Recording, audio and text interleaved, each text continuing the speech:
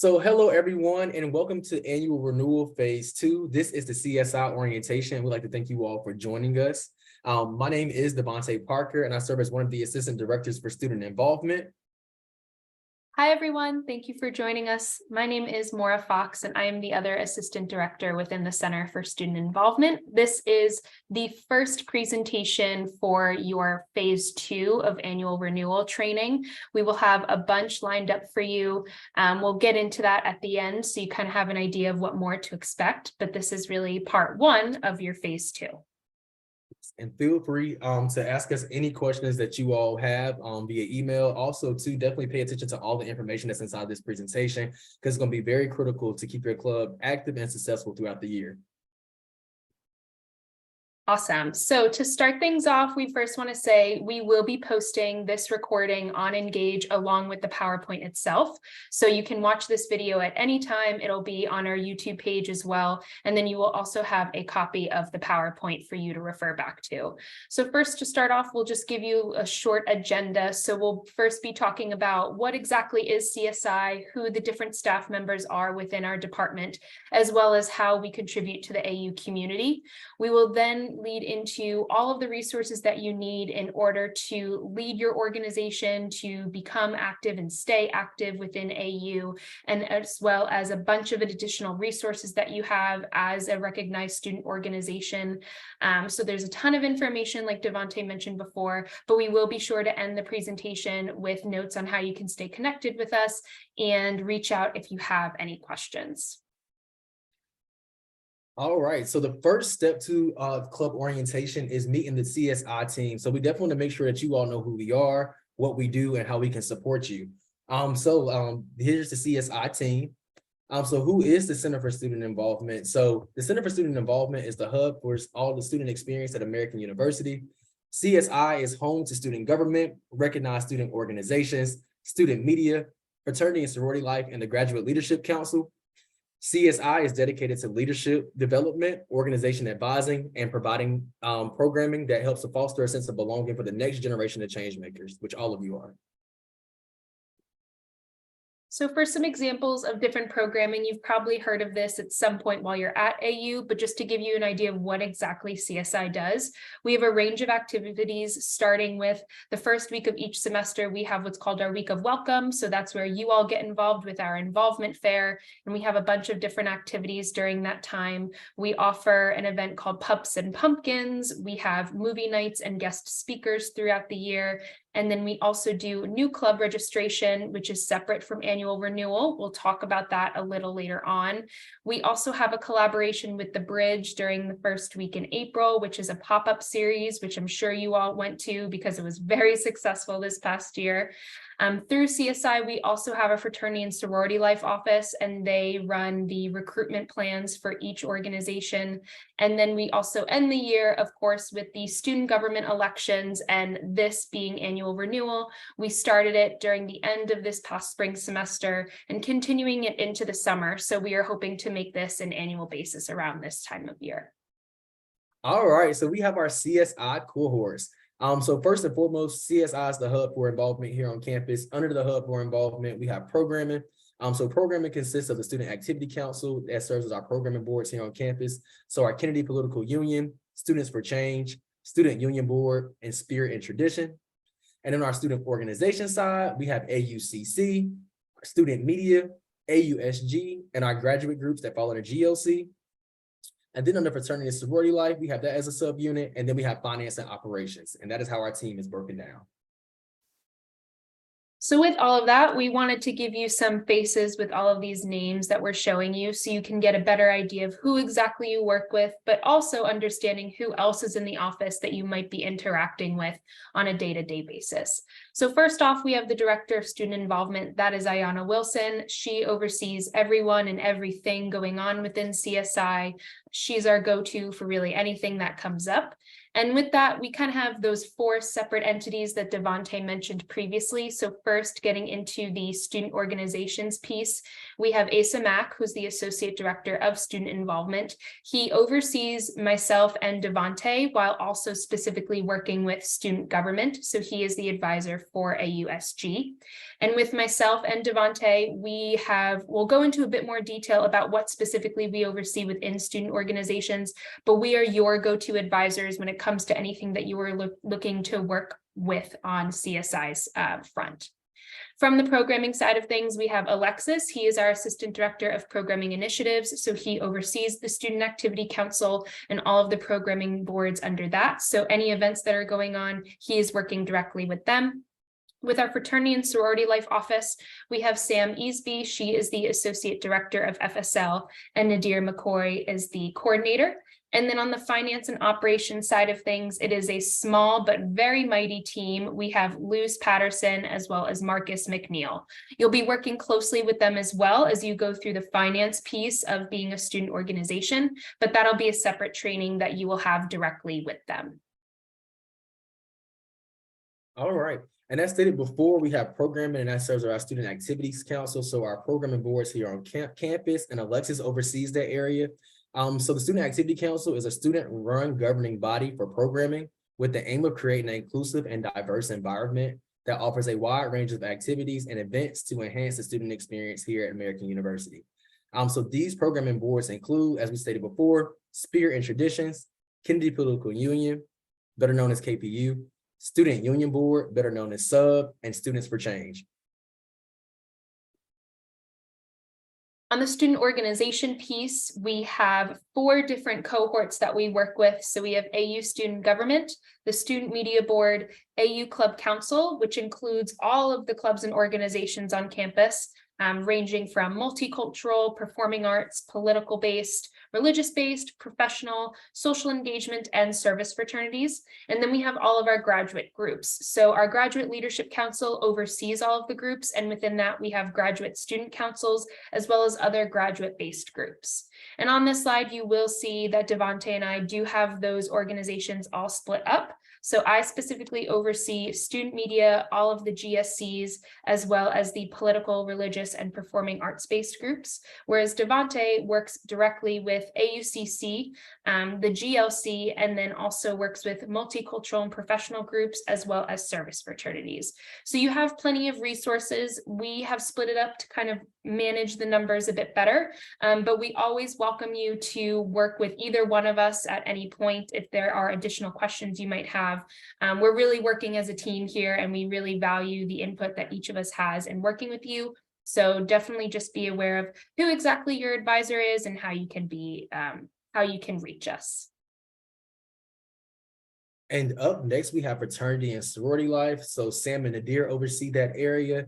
So Fraternity and Sorority Life, they provide recognition, advisement, and day-to-day oversight to AU's Greek councils, as well as the individual chapters under each council. So Sam, she oversees IFC and half of IGC, and Nadir oversees PHC and IGC. So what do you want to know those acronyms mean? So we have Interfraternity Council, so that stands for IFC. We have Intercultural Greek Collective, which stands for IGC, and then we have Panhellenic Council, that stands for PHC. Now, why exactly are we telling you about the different advisors within CSI? Well, we are your resource. The Division of Student Affairs has provided CSI with the responsibility of assigning a staff advisor to each council or board, and we are there to help with the day-to-day operations as well as any sort of fiscal or financial management of your group. With that, we also do reserve the right to make all final decisions concerning a council or board, but we're really here to work with you as much as possible every step of the way. We want to be able to help you put on the best event possible, to run the best organization possible, and attain a bunch of leadership skills, public speaking skills, really any type of skill that you can take on with you once you graduate from AU and bring that into your postgraduate life. All right, so getting into the 3 R's, these are the most important R's that you're going to have to be able to look at. So we have recognition, rights, and responsibilities, and these are all the things that you need to do to be able to be successful as an organization here on campus at AU. Awesome. So first off, we will kind of tell you about the difference between the two big programming pieces that we have when it comes to recognition with clubs. So we have annual renewal, of course, which is what you are currently going through. This is a process that we use to continue recognizing organizations. We kind of think of it as an internal audit. So when you're going through your leadership transition piece,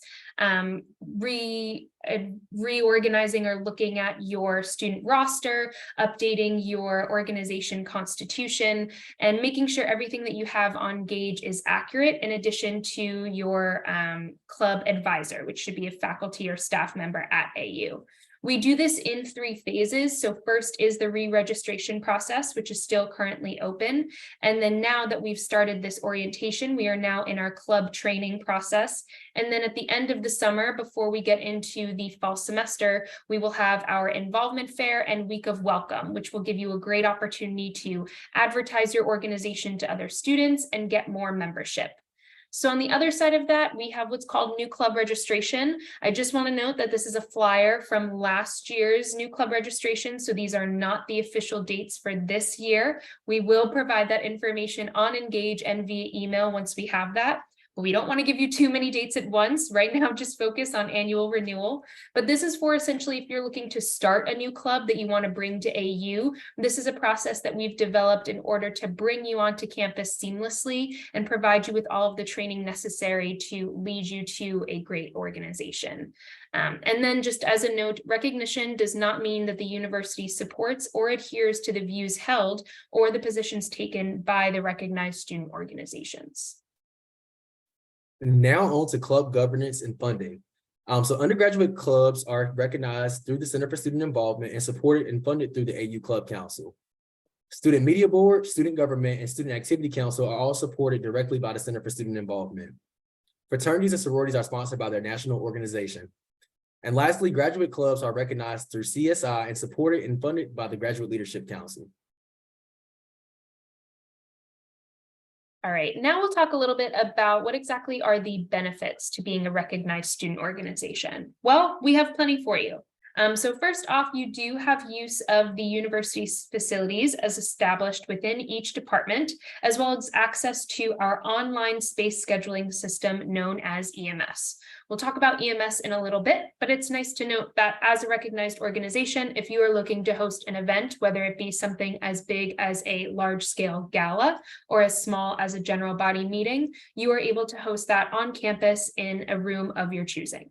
You also have the ability to sponsor other campus activities, and you have access to Engage, which is AU's online student organization platform to promote all of your events. At this point, I'm sure you've heard of Engage quite a few times already, so definitely become more familiar as we get into the school year, because we'll be using it a lot. Also, as a recognized student organization, you do receive funding from the student activity fee. This is where you get your funding when you're working directly with AUCC or the Graduate Leadership Council or Student Media Board or the Student Activity Council. Really, depending on what your area is, you are getting your funding thanks to the student activity fee. And lastly, you do get to participate in campus-wide events that are sponsored by this fee, and you are able to be listed in CSI publications, including our directory and website. Eligibility for CSI leadership positions. So student organization leaders must meet the following requirements to hold a position on their executive board. 1, you must have a 2.5 or above GPA. As an undergraduate student, for your credit hours, you must be enrolled in at least 12 hours. For our graduate students, you must be enrolled at least 6 hours, and this is during the semester. And then students plan to hold leadership positions within CSI. They must not hold more than 2 paid leadership positions. And then you must be in good student conduct standing, and then you cannot take a leave of absence or study abroad while holding a leadership position for any reason.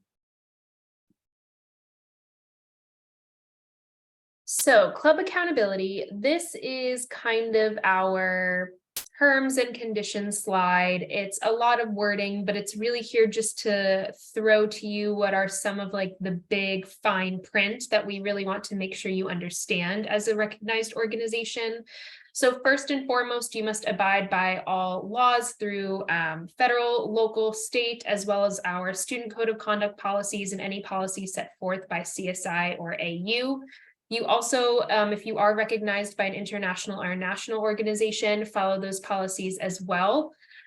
Each semester, we do require that you submit an updated executive board leadership, faculty, staff advisor, and roster by a certain date each semester. You see those dates here, October 1st for the fall, February 1st for the spring. Recognition of student organizations by CSI shall not imply support for any student organization's purpose, philosophy, or activities.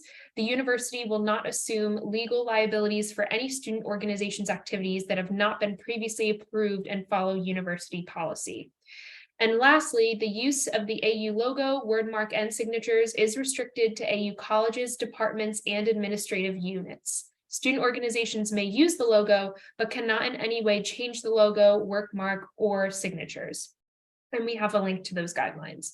As much as this is a wordy piece of our PowerPoint, we want to make sure that we hone in on this piece because it is very important from a terms and conditions side of things. So just be sure you are aware of this moving forward.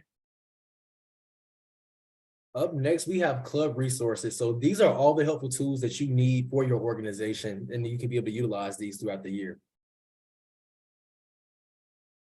So first and foremost, we have faculty and staff advisors. So faculty and staff advisors are definitely critical to your student organization experience.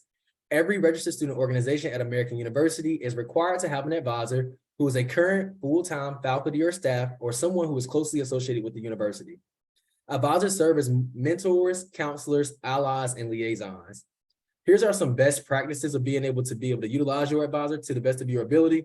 So first and foremost, make sure that your advisor shares similar interests and experiences with your organization or is genuinely supportive of your mission. Next, be transparent with your advisor about your organization and your goals. Next, set expectations, not only with the advisor, but with your entire executive board about what success looks like. Next, be transparent. So explain your organization's purpose, role, duties, and what the time commitment looks like and how they can help you out. Next, determine what support looks like and how does an advising plan be able to work out for you. And next, keep them informed on the events and the activities in the planning of it as well. So not only letting them know when the activities are, but how they can help you all with planning it, putting it together, and being able to get resources for you all as well. All right, if we haven't said it once, we'll continue saying it again. Engage, engage, engage. That is our online platform that CSI and all of AU uses. It's our one-stop shop for involvement at AU. This is a place where you as a club leader can stay connected to what's happening on or around campus. And while this is of course geared toward club leaders, this training in particular, Engage is open for all AU students to take advantage of to be aware of what's happening on campus. So users will be able to find different organizations using the directory. They can just type in a keyword and any organization that's similar to that word will pop up, and it gives them the opportunity to contact the organization based on the email that you have provided. It's also able to track event attendance as well as event involvement. So you as an organization have the ability to, when you're creating an event on Engage, provide a QR code that visitors can scan in order to say that they've attended your event. And this is very helpful for you to have, especially when you're working with AUCC or your funding board, in order to determine exactly how much funding you need for the event and how successful it was. You can also advertise all of your campus events through this platform, as well as submit budget and purchase requests. This is a process that we'll be talking about later on at another time with the finance training. You're also able to manage your club roster, share resources, and host elections for your organization. So like we said, it's a one-stop shop. It's a great resource for you to use, and CSI uses it as well for all of our events. So if you ever attend an event from Welcome Week or a movie night, Pups and Pumpkins, whatever event that is, we do ask you to scan our QR code when you come in, just so that we can track attendance, because it's a great way to understand what students are most interested in when they're on campus. All right, so next we have EMS and Space Reservation. So this is how you will be able to request space on campus, and this does not include WCL, CATSN, or COGI, as they have their own process. So the first step, you must request EMS access, and that's one rep per organization. And if you don't have that information, that's some information that we'll be able to provide to you to be able to do that and get it acclimated. Next, we have that you be able to reserve a campus space for the event. And our last step, you must have a complex events meeting with also the facility staff and CSI. So we will reach out to you as you book your space reservations, and we will talk to you about how that process looks as well. But as you can see below, we have the website listed for your reference below. And then we'll provide you with some last additional resources that we have from CSI. There's a wide range for you to choose from. Number one being printing. Clubs are able to print materials for free in the AUCC office. In addition, if you're looking to post flyers around campus, you do need to get it approved by the University Center first. And something we want to specifically say to you is that there are designated spots on campus for you to post these flyers. So be sure that you are connecting with the University Center before posting to make sure you have everything you need and you know where to post the flyers. AUCC also does offer paper products for any of your events. So if you are looking for paper plates, cups, bowls, silverware, that is available to you through AUCC. You just have to email them at least 48 hours in advance to guarantee that they're available. There are also some marketing pieces involved, so we are able to help you with advertising your organization as well as any type of event, specifically from the AUCC side of things. Student media also has their own advertising platform as well as the graduate level groups. And lastly, when it comes to storage, there is club storage available in MGC for all organizations to use, regardless of what cohort you fall under. You do have to apply for the storage space. That is a form that can be filled out on Engage. And we do an audit of it at least once a year to make sure that everything is up to date, nothing is damaged or lost. However, in order to make use of that storage or take advantage of it, you do have to keep it clean. So that is something that we are really honing in on and making sure that everyone has that equal involvement in it. And in order to really make it enjoyable for everyone, you want to be mindful of what you are keeping there. And woohoo, you've completed the first training of annual renewal. You've got all the information as far as about who the CSI team is, information about how to be successful, as well as a bunch of resources. So at this point, if you have any questions, feel free to reach out for the Center for Student Involvement at studentinvolvement@american.edu. You see our phone number listed right here, 202-885-3390. Feel free to give us a call. We'll answer the phone, as well as we have our links to our website that you can be able to check out more information and engage in our social media sites as well. So definitely stay connected with us and definitely make sure that you complete all the rest of the stages for annual renewal.